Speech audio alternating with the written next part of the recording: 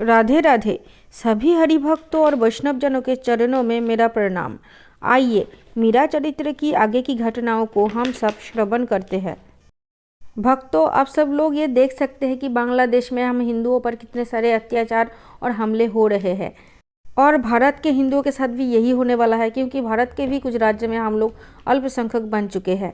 इसीलिए आप सभी से यही रिक्वेस्ट है कि आप सभी हिंदू भाई बहनें अपनी एकजुटता बनाए रखें, और साथ ही साथ आप जो भी सोशल मीडिया प्लेटफॉर्म यूज़ करते हैं, जैसे फेसबुक, इंस्टा, ट्विटर, जो भी यूज़ करते हैं, उसमें अपने नाम के साथ हिंदू शब्द ज़रूर जोड़ें।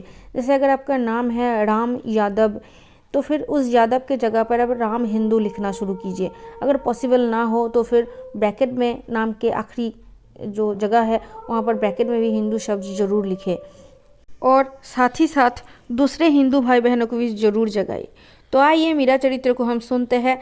तो मीरा चरित्र की पिछले भाग में आप सभी ने ये सुना कि कैसे मीरा जी को जहर दिया गया राणा जी के द्वारा, और मीरा जी जहर को पीकर भी नाचने लगी उठकर। उनको कुछ नहीं हुआ, उन पर जहर बेअसर हुआ, किंतु उसी प्याले में बचे 2 बूंद से वैद्य जी की मृत्यु हो गई। अब आगे मीरा जी को जहर देने की घटना के बाद उनकी ननद उदाबाई, जो कि उनके विरोधी थे, वो अब उनके भक्ति के रंग में रंगने लगी थी, और वो आकर भाभी के गोद में मुंह छुपाए रोने लगी।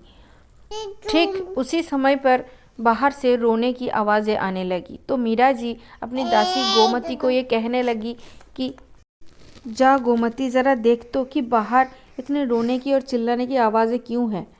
मीरा जी के इस बात पर गोमती ने और फिर उदाबाई ने उनको ये कहा कि कुछ नहीं, आपको ना मरते देख कर राणा जी को शक हुआ कि जहर असली है या नकली। तभी वैद्य जी को ये बोला गया कि आप भी जहर पी कर दिखाइए कि ये नकली है कि असली है। तो फिर वैद्य जी ना चाहते हुए भी जहर को पिए, और 2 बूंद जहर पीकर ही उनकी मृत्यु हो गई, और उनके ही शव को लेकर उनके घर वाले आपके पास आ रहे हैं अर्ज करने कि आप उनको जीवन दान दें। मीरा जी इस बात को सुनकर दुख से व्याकुल होकर बोली, हे मेरे प्रभु, ये क्या हो गया? इससे तो मेरी ही मृत्यु अच्छी थी।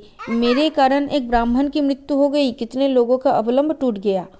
इतनी ही देर में मीरा जी के पास वैद्य जी की बूढ़ी माँ आ गई, और वो रो रो करके मीरा जी के चरणों में पड़कर गिर गिरा कर ये कहने लगी, हे अन्नदाता, ये क्या हो गया? इनको क्यों राणा जी ने मृत्यु दंड दे दिया? इससे तो अच्छा था कि मेरे पूरे परिवार को ही जहर देकर मार दिया होता। अब आप ही हमारे सहारे हो, आप ही को ही मेरे पुत्र को बचाना होगा, उनको जीवन दान देना होगा, नहीं तो हम सब मर जाएंगे। कौन कमा कर खिलाएगा हम सबको? ये सब सुन करके मीरा जी का हृदय काँप उठा, और उन्होंने एक तरह उठाया और सभी को धीरज रखने के लिए बोला, और बोले कि प्रभु से प्रार्थना करते हैं, देखते हैं कि वो क्या करते हैं। और ऐसा कभी हो ही नहीं सकता कि भक्त, एक सच्चा भक्त भगवान से जो कभी कुछ नहीं मांगता हो, जो अपने लिए नहीं किसी दूसरे के लिए कुछ मांग रहे हो, और भगवान उसे ना दे और ना देकर लौटा दे, ऐसा कभी हो ही नहीं सकता। भगवान अपने भक्तों के लिए प्रकृति के हर नियम को बदल देते हैं, दिन को रात और रात को दिन कर देते हैं। तो फिर मीरा जी के लिए क्यों नहीं? मीरा जी भावुक होकर गाने लगी, हरि तुम हरो जन की पीर, द्रौपदी की लाज रखी तुरंत बढ़ायो चीर। मीरा जी 4 घड़ी तक गाती रही। वो इतनी भावुक होकर गा रही थी कि उनकी आंखों से झरझर झरझर आंसू निकल रहे थे। किसी को होश ही न रहा कि सब लोग यहाँ क्यों आए हैं। भक्तों, यही होता है सत्संग का लाभ।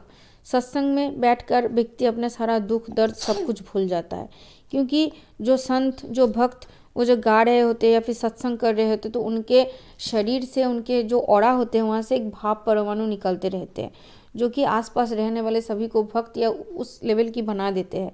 इसलिए भक्तों की, संतों की सेवा करनी चाहिए, उनके सत्संग करनी चाहिए, सत्संग में जाना चाहिए।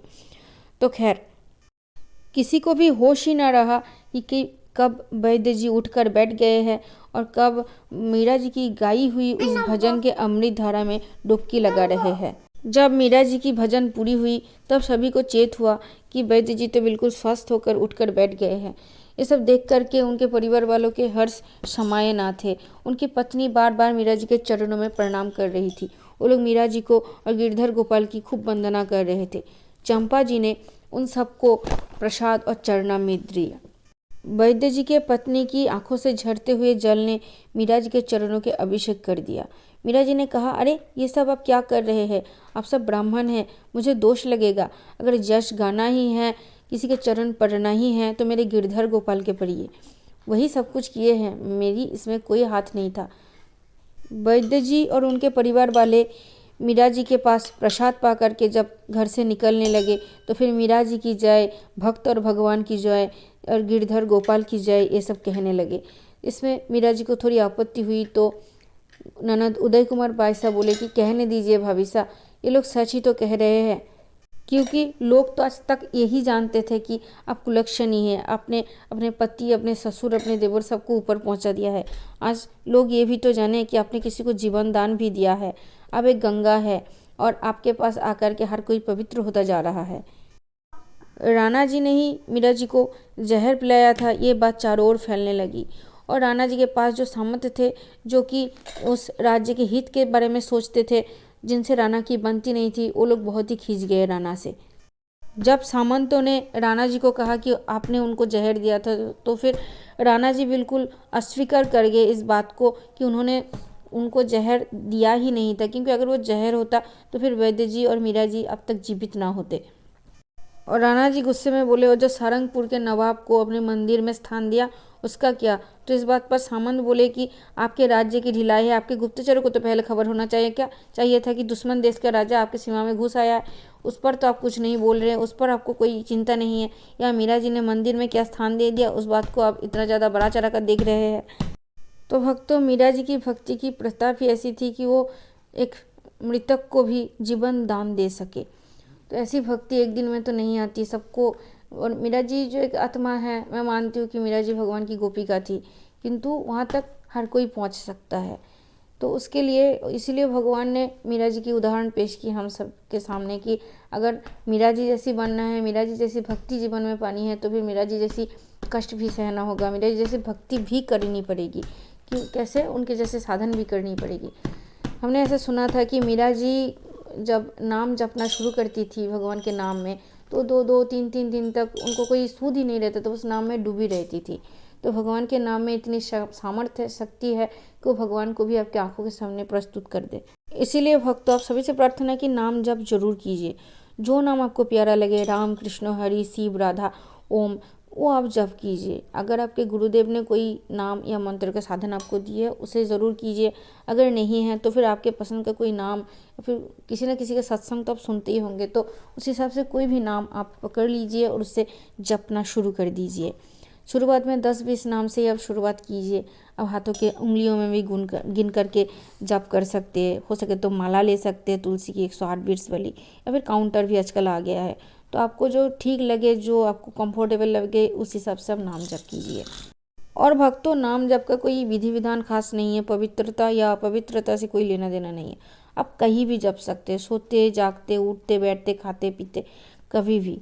लोग तो वॉशरूम में भी जप सकते हैं नाम को। हाँ, मंत्र के लिए विधान है, पवित्र अवस्था में पवित्र कपड़े आदि पहनने के बाद ही मंत्र का उच्चारण करना चाहिए, वरना नहीं करना चाहिए, वरना उससे आपके मति को मतलब आपके मन को और बुरा हो सकता है, मन की दशा। खैर, वो अलग विषय है। तो नाम जप जरूर कीजिए, शुरुआत कीजिए। अगर जपते हैं तो कमेंट में राधे राधे ज़रूर लिखिए, और अगर नहीं जपते तो आज से शुरू कर दीजिए, अच्छा लगेगा। और इससे आपका कोई पैसा तो नहीं लगेगा, बस थोड़ा सा समय, और समय भी क्या लगना, आप तो कभी भी जप सकते हैं, मन जपना है बस।